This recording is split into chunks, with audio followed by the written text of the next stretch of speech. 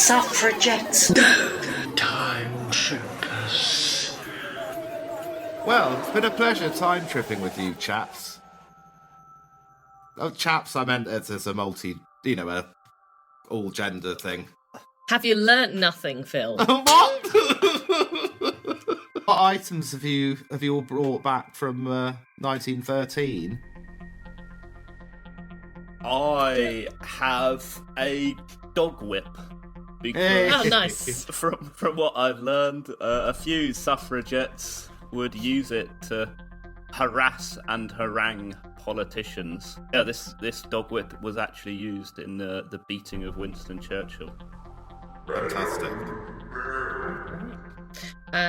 In honour of Black Friday, I knocked the helmet off a policeman's head, so I have a police helmet. Hey. Down.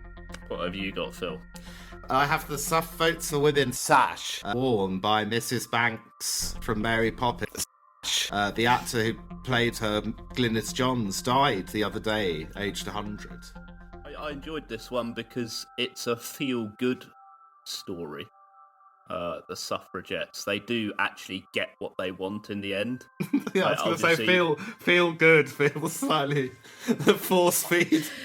Well, yeah, I know what you mean. The feeding and the bombing and the martyrdom of the likes of Emily Davison was The not sexual assault great. aside. But considering what we've got coming up... Booga is 1913. We are time tripping. There we go. London, 1913. Johnny, Jenny, welcome. Nice to be here. What's going on? Why are these women dressed in purple and green sashes marching around?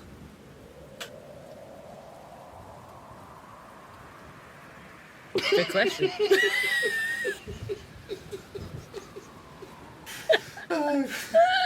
That's a good question. One of them's glued themselves to that bus. I see one that you're chained to a railing as well. Gluing yourself to a bus, not the most sensible protest, I must say. Yeah, and I'm joking, because these are, of course, the suffragettes. I was just imagining some poor woman stuck to a bus running alongside it, trying to keep up. Chaining to railings, though, very much the then version of gluing yourself to doors and things. Yeah, definitely. They had lots of different tactics, but chaining to railings was a pretty popular one because it wasn't too obnoxious. It didn't get in the way that much, but it certainly made the cause known to people. They wouldn't just generally chain themselves to the railings and that was it. They would chain themselves to the railing and hold forth with various speeches and sort of lambastations of politicians and things. So all the time being very vocal while being chained to railings or glued to buses, whatever it might have been. But yeah, there was a sort of a militant action, militant agenda that the suffragettes had. And they were quite different from the suffragists, who were more peaceful, more constitutional, you could say. Am I right in saying that the suffragettes sort of came about, not kind of out of the suffragists? So the sort of suffragist movement was going on for a time, trying to kind of campaign and do peaceful things. And then kind of a branch of them went, okay, we need to take different kind of action, and became the suffragettes and became slightly more window breaky and yeah. Yeah, I think that's exactly it. There was this group called the Women's Social and Political Union, the WSPU, as I will call them from now, or maybe the WSPU. I think WSPU sounds better though. So the WSPU, they were the WSPU. WSPU. They were the organisation led by the famous Emmeline Pankhurst and her daughters. And they were the ones who decided that, it wasn't quite enough to just be talking about the problem. You needed to take action. And they had the slogan, deeds, not words. And, their deeds involved lots of different things, like chaining to railings, and dropping burning rags into post boxes, burning the letters, or like pouring water into the post. Obviously, that's quite annoying. Like, it's a good way to get attention if you're ruining everyone's post. No one's That would have getting been letters. Obviously a big deal at the time as well, because that's the main way that people... Ain't no email or anything back then, so that's a pretty big deal. I didn't know that. That's interesting. Exactly. It's a good action, I think, for the time, because if you're sending a letter and then it doesn't get there, you ask why, and it's like, it's the Suffragettes. They burned my post again.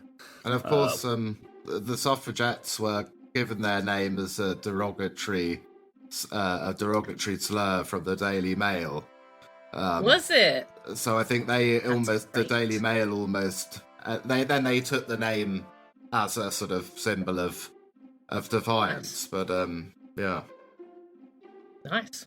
So they almost created the idea of there being two groups.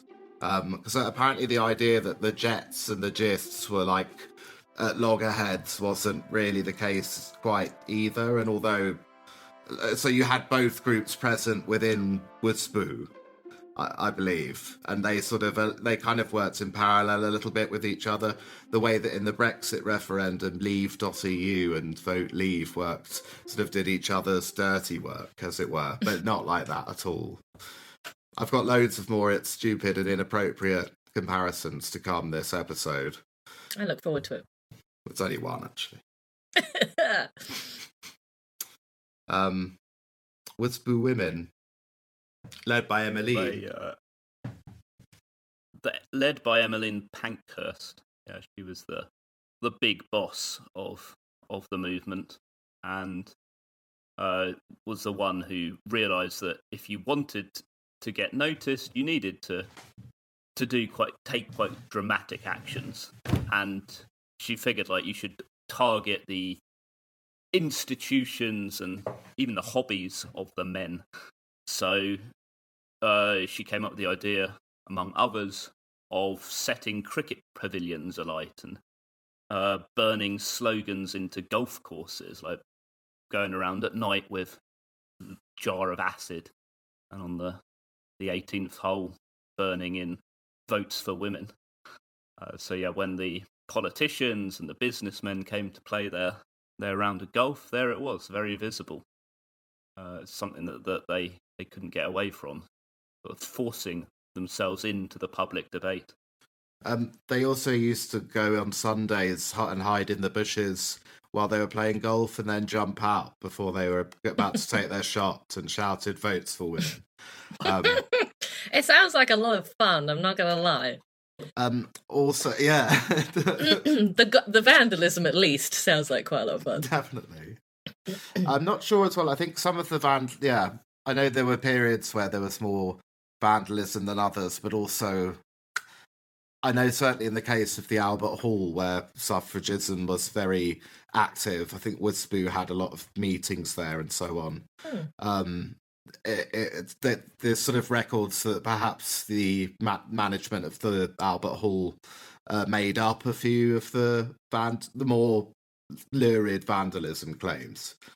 So acid, but got a good credit to them. They did a period, I think, of setting churches on fire as well. But to be fair, did that go down well? Well, possibly not. There were quite a few churches set on fire or had bombs planted there. I believe the churches were a target because the bishops and the church leadership, they weren't really for votes for women.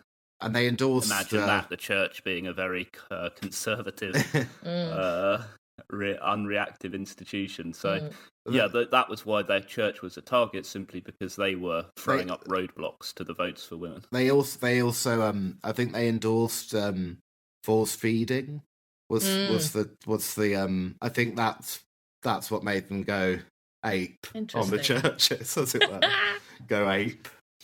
I guess the church was closer to the state, as it were, then as well. Like, much closer links than now with government and things like that. So, yeah, Yeah, I think churches, again, because they were such a visible target of the time, like the majority of people went to church on Sunday at this time. And if your church is out of action because it's been burned or been evacuated because of a bomb, it's just a really good way to draw attention to the cause. Because you've got hundreds of people who would be doing this activity, but they can't because you're getting your message across.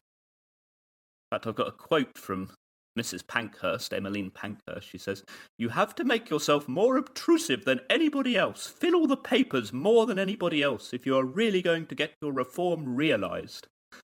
So she realised that it was all about, just getting her message out there in the most, as she says, obtrusive way, the most annoying way.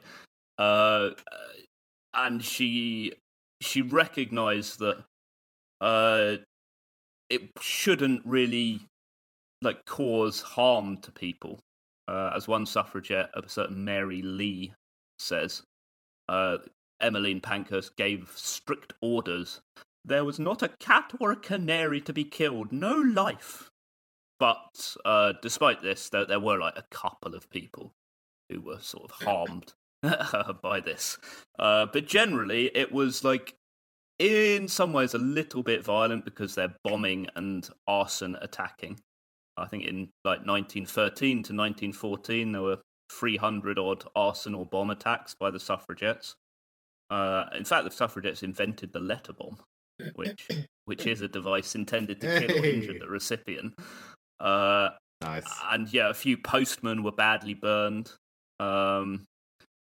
I think they burned down some factories or industrial warehouse, and a few people were killed in that, a couple of people who didn't get out in time. But generally, it was a pretty good campaign of intimidation, where although they were using violent means, there were few people killed, and that was part of their aim. They didn't want to really go full terrorist. History repeats itself. History repeats itself. History repeats itself.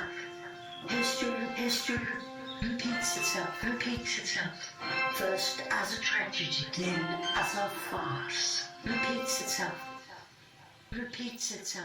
He wrote, "If men use explosives and bombs for their own purpose, they call it war. And the throwing of a bomb that destroys other people is described as a glorious and heroic deed.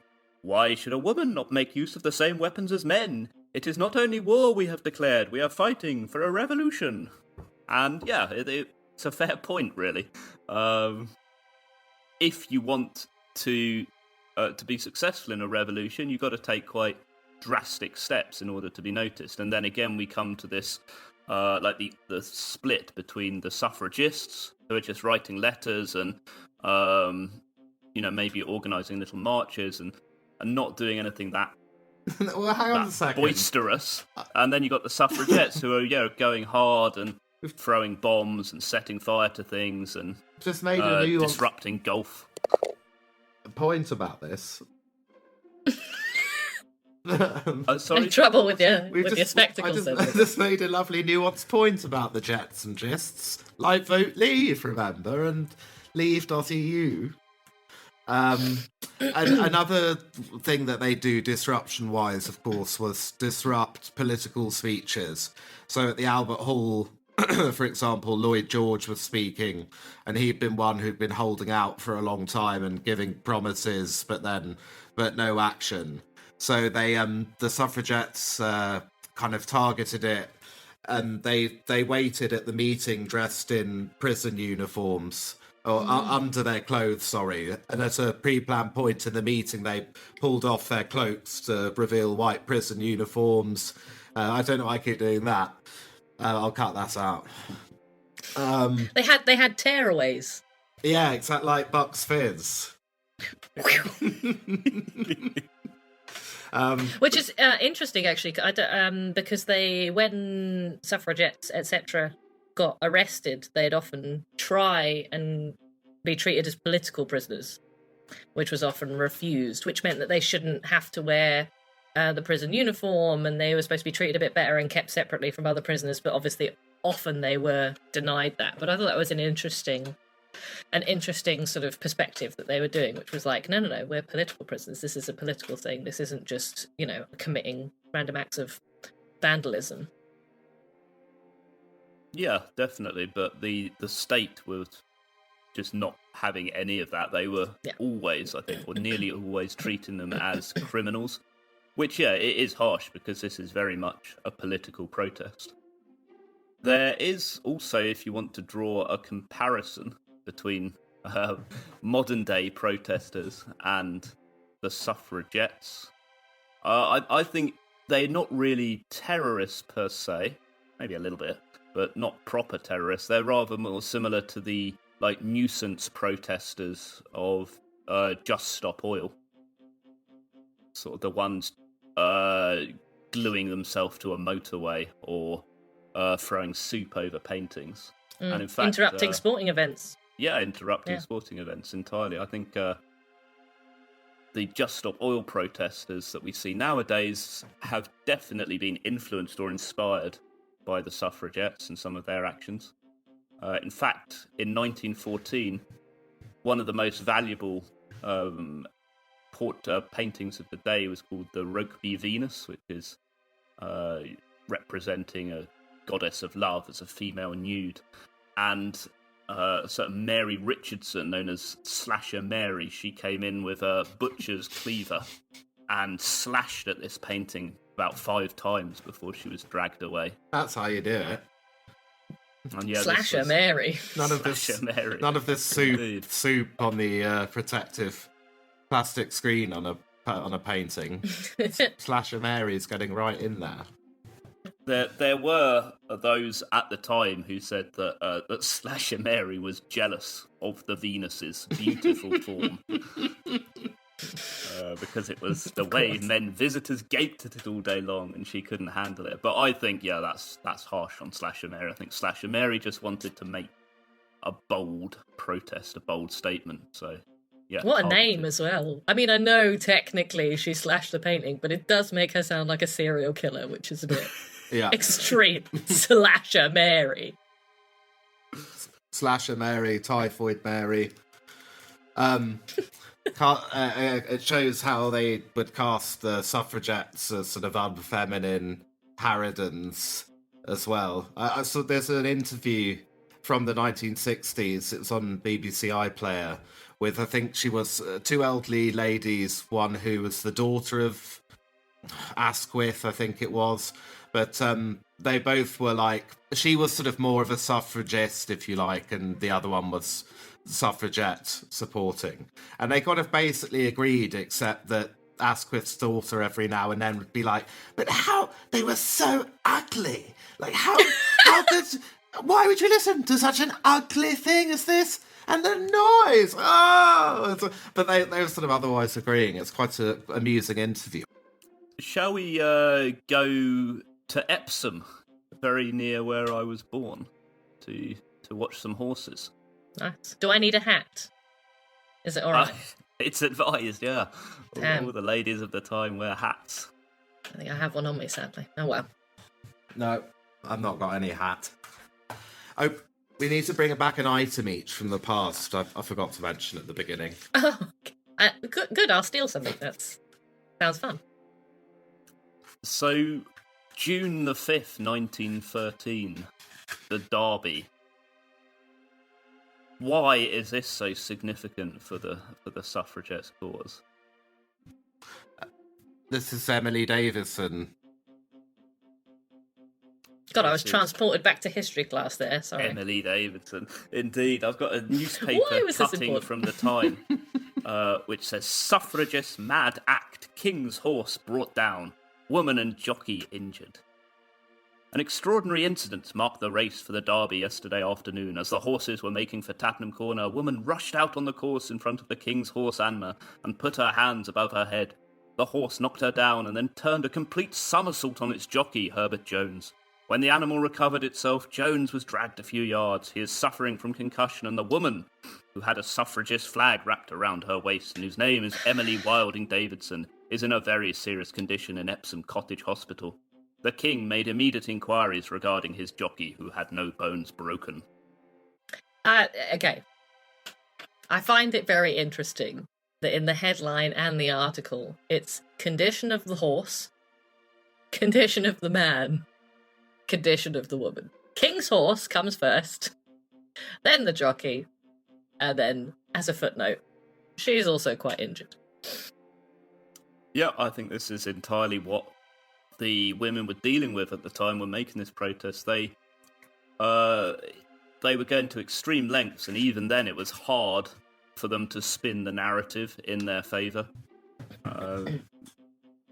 Like, as you said, it's more concern and outrage for the jockey and the King's horse and the interruption of this fabulous sporting event, rather than for why Emily Davison made the greatest sacrifice for the cause. And she was, or definitely... even just that she was badly injured being the headline. You know, even if they didn't give a fuck about the cause. Like, can I swear? Is that all right? Yeah. There are still actually debates over whether she meant to kill herself. She did have a return ticket in her handbag. There are some who say she was just trying to interrupt the race. Or put the banner on. Put I thought I heard up or something.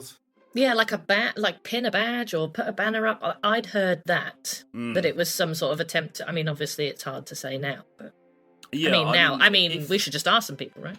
Because we're you look here. at the footage, we can see the footage today, and she does, just sort of like wander out onto the course. There's very little security or anything to prevent that happening at the time. Obviously, it's they're not expecting someone to do this. It could have been like a spur of the moment thing. Perhaps she was just carried away in the thinking of the cause. Perhaps she didn't realise how fast the horse was going and like what would happen if she did try to like grab the horse's reins as she did. But yeah, the footage is actually quite brutal. As a newspaper clipping says, the horse sort of does a somersault. Emily Davison goes flying, the jockey goes flying, and you'd think that there might be, I mean, I don't know, but maybe some awareness at the time about the danger of, I mean, horses were used a lot for transport and things like that, so you'd think that perhaps there was at least some idea of a fair amount of danger, at least. Yeah, that's a good point. I assume people died quite regularly from being trampled by horses, so yeah, I'm going to revise my opinion and say she probably did know what she was doing. She probably realised that she was going to martyr herself for the cause. Or maybe that there was a risk. We are time tripping. Here we are in the Rent Opinion arena. I think it's time that we had a heated debate. Rent Opinion, temporarily. Then debate to supremacy. Did militancy help or hinder the women's cause? Yeah? So, sure. Jenny, you can begin arguing that it didn't hinder. Johnny, that it did. And when I go, ooh, we must swap opinions. Swap! Johnny versus Jenny. Yeah, I think that militant women were entirely irresponsible because they, of course, just turned the sympathies of the nation against them when they were bombing and firebombing and letter bombing and chaining themselves to railing and dog whipping politicians. If they'd have just stuck to like simple, peaceful protests and quietly written their letters. Jenny! Go. The whole reason that they became militant and went violent is because those things were not working. People were already very biased against their cause, so, I mean, what you gonna do? You gotta make people take notice, and people weren't taking much notice of people just click-clacking away, a couple of little letters, and not click-clacking, wouldn't have been typewriters, scribbling, scratching away, writing their letters and sending it off. It was making an impact. Swap opinions! I think that, of course, the only way that they could have brought attention to their cause was through violence. No revolution was ever won without the spilling of blood. Although, actually, there wasn't much blood spilt, so... Jenny, did you have a rebuttal to that? Yeah. I think they were shrill and annoying. No. No, I think Alice Paul was doing what needed to be done, winning hearts and minds, thinking about the PR. How can we get the public on side? And that wasn't being violent. That wasn't breaking windows. That was creating visual, spectacular events that the public could connect with them on. That was how you get things going. Johnny.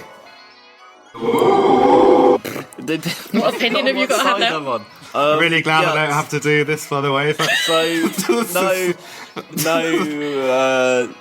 no amount of blood being spilt was sufficient for the vote for women. It's a right that everyone should have. So, of course, they were justified to be violent and throw themselves in front of horses and damage jockeys and burn postmen. Hang on a second.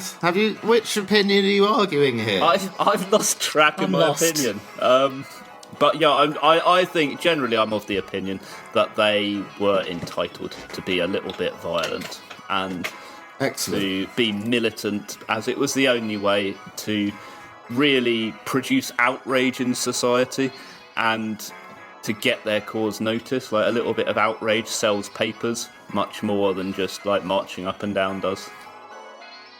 Lovely. '20th century.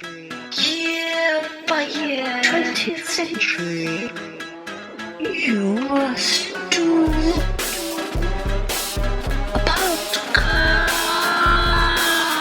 I was going to talk a bit about how these protests were dealt with and handled. Obviously, I mentioned the Albert Hall meetings earlier, the disrupting of the meetings, and Johnny, you brought up yesterday the woman with the whip cartoon, which is a lady called Helen Ogston illustrated in a box at the Albert Hall with a whip, with like men kind of cowering in front of her and chairs flying everywhere.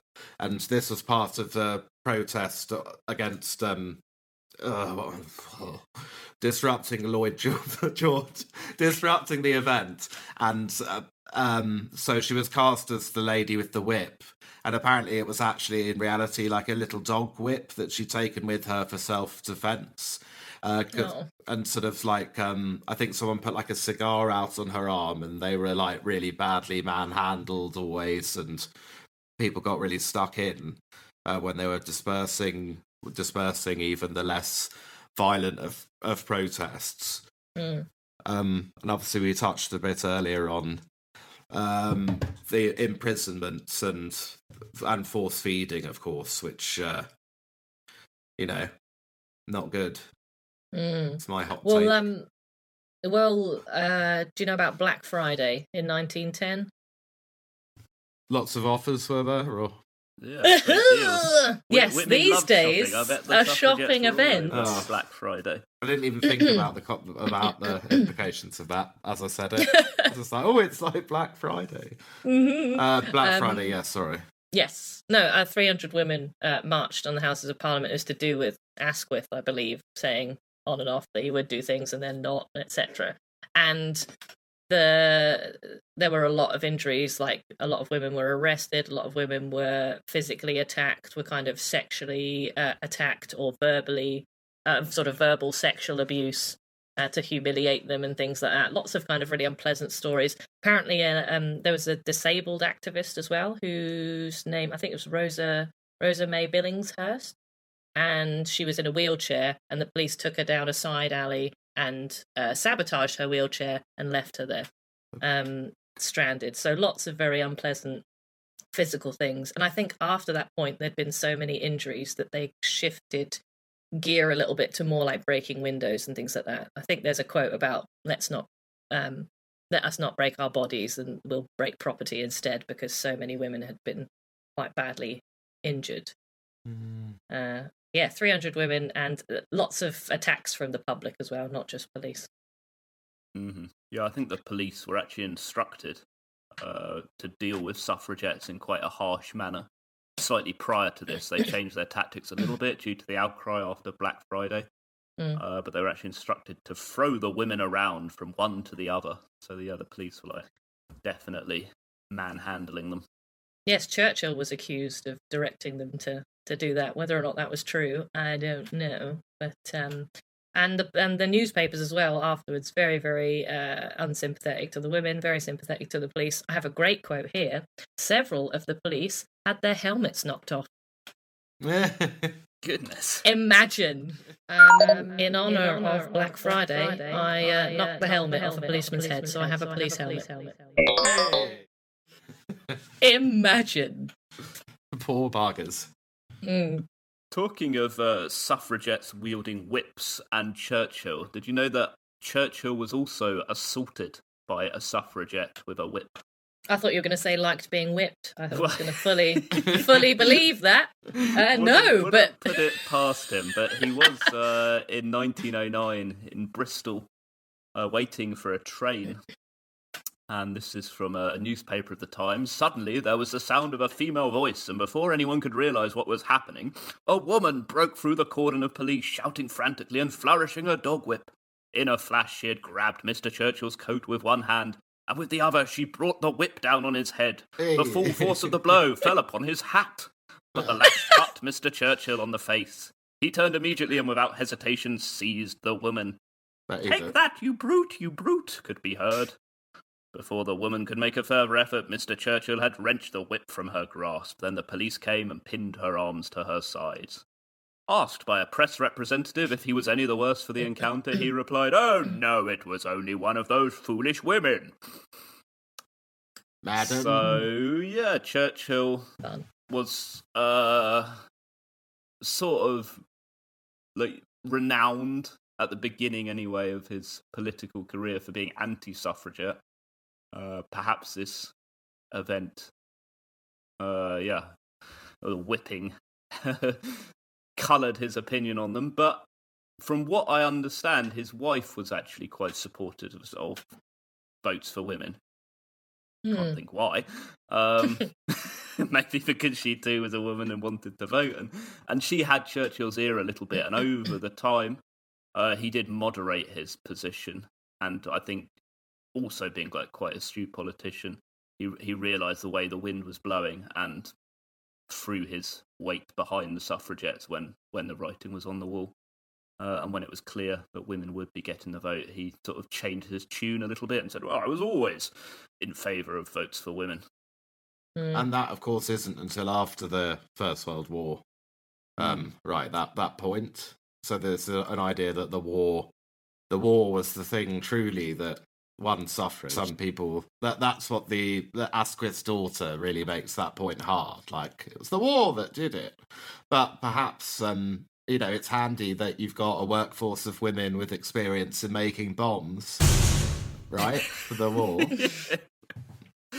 Or perhaps they were worried that they'd spent the whole time making all sorts of things and were better equipped now, so you better give them the vote. There was a fun clipping that I saw about how just prior to the war, a load of elderly suffragettes started applying for gun licenses in an attempt to scare some of the police and politicians into thinking that they were going to get more and more militant. But yeah, I think as Phil says, probably the war was what sealed it, because when the war broke out, the suffragettes decided not to pursue this violent campaign anymore and to really support the country against the Bosch, against the Kaiser. And then, can we say Bosch? I think we can in 1913. Yeah, we're in 1913, it's fine. They were commonly referred to as the Bosch. The Bosch. The suffrage movement apparently did continue through the war years in not the suffragettes, as you say, but the sort of suffragist stuff. Apparently, that as much as they could, they kept it on the radar, and then they could obviously say, well, look at all the women doing these lovely jobs, like shoving things in tins. Perhaps they can be trusted to choose great leaders like Lloyd George and Winston Churchill. Winston Churchill's always popping up in unsalubrious ways. We've only done 13 years of the 20th century. He's always there. He's always there. It's He about- inserts himself into the narrative very well, yeah. Whether it's in the Boer War or whether it's Suffragettes. What else was he involved in? Second one, First War, Gallipoli, Interwar, swinging 60s. He dies in the swinging 60s. Should we quickly pop across the Atlantic Ocean to see what's going on in Washington at the same time? Yeah. All right. Yeah, let's do it. So, in March 1913 in Washington, we have, interestingly, the first mass political rally, first mass political march on the Capitol, organised by two American suffragettes, Alice Paul and Lucy Burns. And what I find really intriguing about them is that they did like a suffragette internship in the UK and were sort of taken under the wing of Emmeline Pankhurst and spent like 4 or 5 years in the UK, you know, really picking up all the tricks of the trade, getting arrested, understanding how to do political activism in this, as Pankhurst said, obtrusive way. And then they went back to America and sort of really galvanised the movement there and, yeah, started to push their agenda very prominently into the US. And, yeah, were demanding an amendment to the Constitution, which would enfranchise the women of America. What I really like about the 1913 march is how theatrical it is. It's like really good political pageantry. So you got 5,000 to 10,000 suffragettes, like quite a big disparity in figures, but no one really was counting at the time. And they're all marching up the main avenue in Washington, Pennsylvania Avenue. And they're treating it like a Macy's Day Parade or something. They got big floats, they got bands, they got flags, they got buses with them all leaning out the top. And we were talking earlier about how the suffragettes, I think they said. Yeah, the suffragettes. I like it. The suffragettes were often stereotyped as being these sort of Naughtiness. dour, bitter, ugly spinsters. But they wanted different visuals for this march, so they encouraged well-known actresses and known beauties of the day to get involved with this procession. Hang on a second, this doesn't sound like the British version that I like.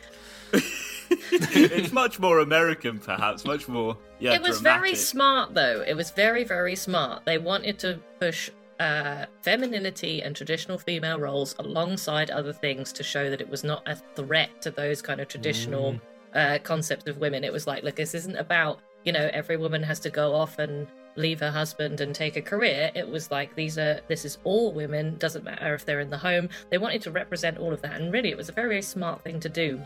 Like you were saying, it's just I think it's Alice Paul did a lot of the essentially a lot of the PR ideas behind that. They're really smart ideas. Even having the parade, it's not technically, you know, it's kind of a march, it's kind of a political demonstration, it's kind of something that American communities are very, very used to. It was a big event. Loads of people went to it. They took a real opportunity to kind of make it something that you would just go to for fun, as well as something that you could kind of engage with on a different level. I think it was very, very smart, I think. Yeah, definitely. And like you got this lady fun. called Inez Mulholland, who's like leading the parade on a white horse. And yeah, she's the pretty one. She's the pretty one, but they also Apparently. had like various actresses as well, dressed in like Romanesque costumes, and they were doing little allegorical, sort of theatrical things as well. In general, like the parade was quite well received, and it had what was claimed to be a dignified, like fun air. And it was a very peaceful procession, so you didn't have any like UK style suffragettes whipping people or chaining themselves to Men chasing them with cigars and you had none of the violence going on, except of course from from the menfolk and the police, after a while, they did exactly the same thing that happened on Black Friday, and there was like a lot of abuse being shouted, lewd comments, people were spitting at the women, some of them were physically assaulted, and the police just sort of stood by and let this happen, and were even maybe like indulging a little bit in some of this violence. Surely not.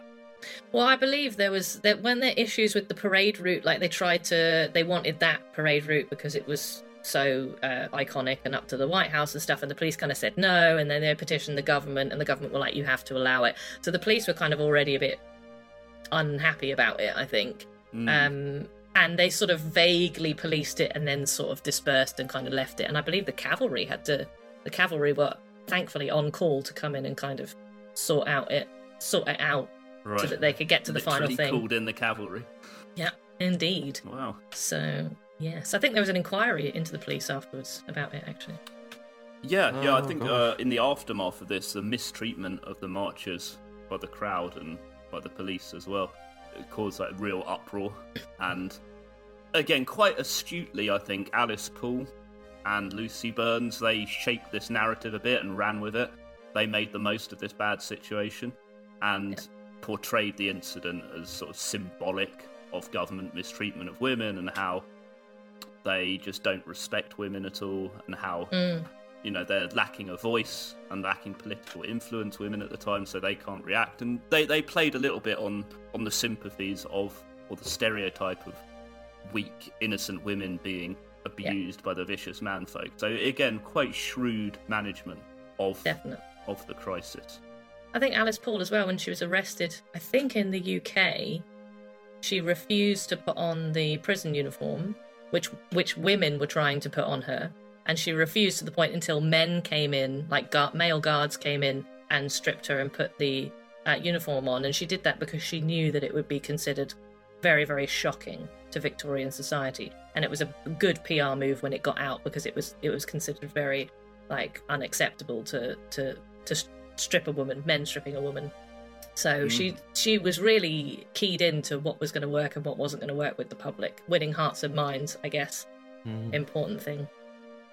Because they were a little bit racist as well, weren't they?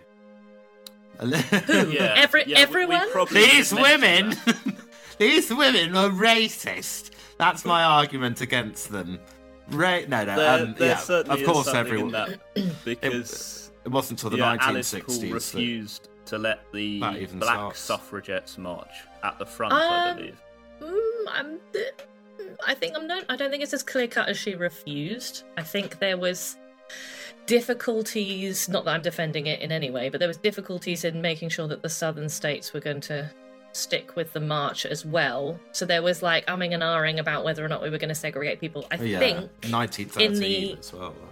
I think in the end, the women marched with their delegations. I think they tried to at one point, and then it ended up being more or less. I don't think there were a huge amount, sadly, so it may have been a bit easier actually to just not segregate.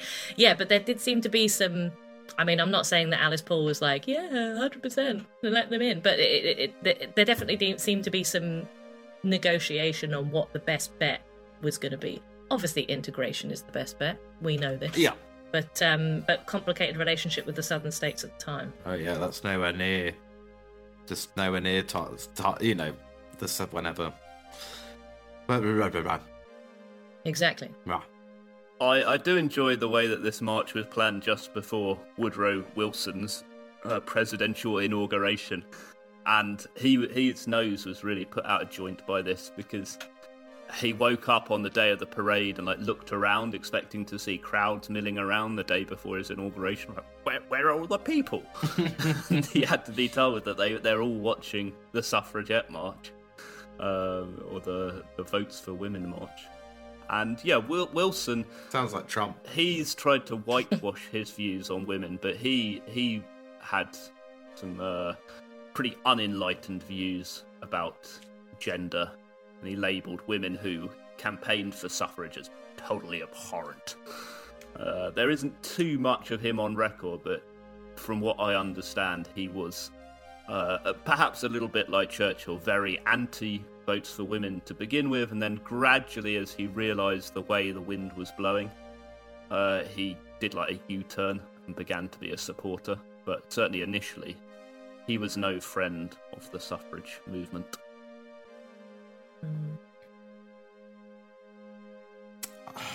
What had that? What was I going to say? Off the back of that, I don't know. Fucking helpful. I think though, like a lot of MPs and senators at this time.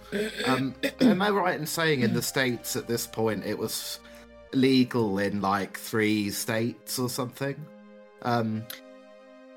What, votes for women? Yeah, like Wyoming. I think there were some. A couple of others. It's like weed now, legal weed, isn't it nowadays? Because initially, I have a feeling you're right. I think initially they're what are they called? Not the NWSA, but the NASWA, NAWSA. I think.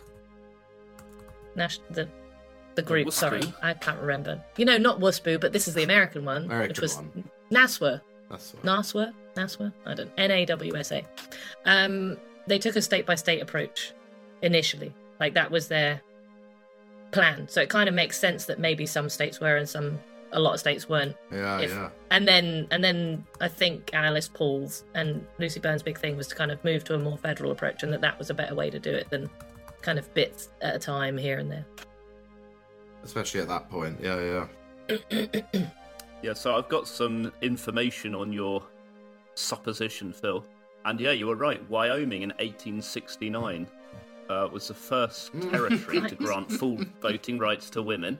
Cripes.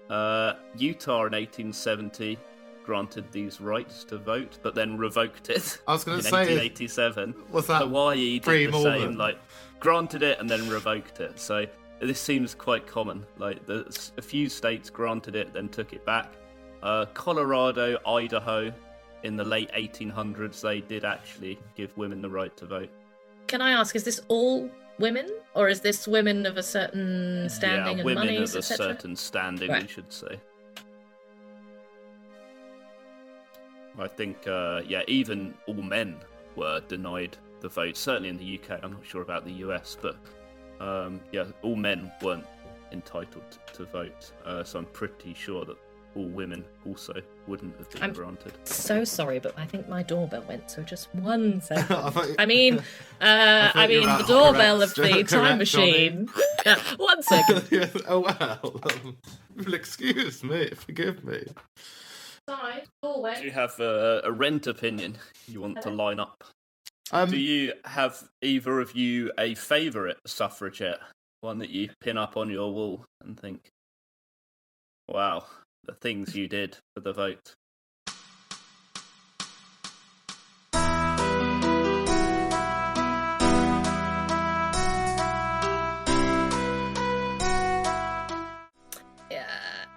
It's a bit I mean, I didn't know anything about Alice Paul before today, and I think she was a very, very smart PR lady. So she's kind of become my favourite activist, I think, suffrage activist. Shall I say my favourite one? A British suffragette called Mary Maloney. And she's not very well known except for 1 week where she followed Winston Churchill around and just was a real pest to him. Whenever he was trying to give a speech, she would produce a little handbell and just ring it as loud as she could, drowning out whatever he was saying. That's great. Yeah, cancelling some of his meetings. I'd like an honorary mention as well for Edith Garrud. She was a small woman, but very fierce. She was measured 4'11", but she was the a champion jiu-jitsu instructor, and she was drafted by Emmeline Pankhurst to teach some of the suffragettes some self-defense and jiu-jitsu techniques. So I assume a lot of it involved throwing police or reversing the police's chokeholds or kicking them in the balls or something. So yeah, Edith Garrud also a fine suffragette. Should we head back to the present day? I guess we should, yeah, because very soon we've got a war coming. As we said, the war was what stopped the militant suffrage movement. Go back. Oh dear. Well, let's get back before that starts. We'll be back. I don't want to get caught up in that without being prepared. Go back. No.